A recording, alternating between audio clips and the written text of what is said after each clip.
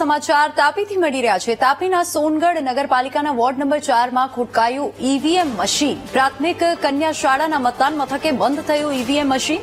અડધો કલાકથી બંધ ઈવીએમ મશીનના લીધે અટવાતા મતદારો જોવા મળ્યા। ટેકનિકલ ખામીને લઈને સમસ્યા થઈ હોવાની પ્રાથમિક માહિતી મળી રહી છે।